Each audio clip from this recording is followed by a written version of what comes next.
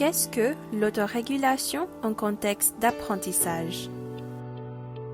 Au terme de la deuxième partie de cette leçon, vous comprendrez l'importance de l'autorégulation et de la métacognition aux études et au travail, et vous pourrez vous exercer à la métacognition et à l'autorégulation. Revenons à notre exemple de la première partie de cette leçon. Qu'est-ce que l'autorégulation en contexte d'apprentissage?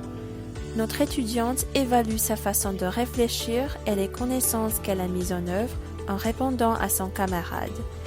Elle se rend compte qu'elle n'était pas vraiment certaine d'avoir la bonne réponse.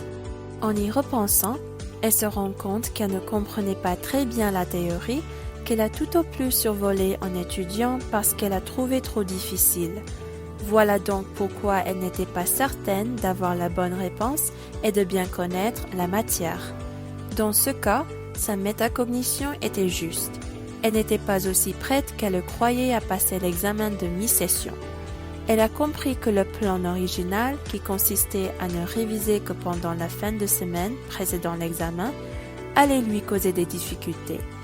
Elle a donc conçu un nouveau plan d'études qui l'aidera à se préparer à l'examen final, ce qui montre qu'elle est également capable d'autorégulation. C'est dire à quel point ces deux compétences sont étroitement liées et à quel point elles sont importantes pour apprendre et se perfectionner.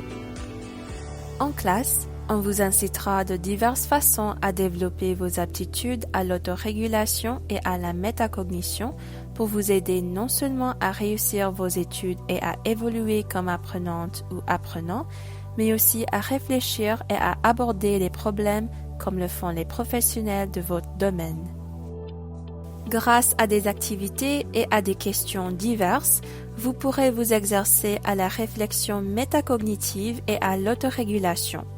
Par exemple, après que vous aurez répondu à une question au moyen d'un télévoteur, en classe, on pourrait vous demander d'expliquer à vos camarades pourquoi vous avez choisi cette réponse et pourquoi vous avez écarté chacune des autres pour stimuler votre réflexion sur votre manière de réfléchir et sur vos connaissances.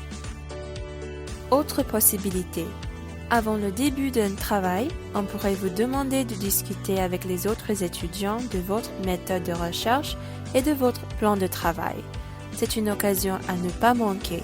C'est un moyen de développer vos compétences au point de pouvoir les appliquer en contexte professionnel, quand vous devrez planifier et fixer des objectifs, choisir des indicateurs de réussite et évaluer votre rendement, vos apprentissages et vos progrès.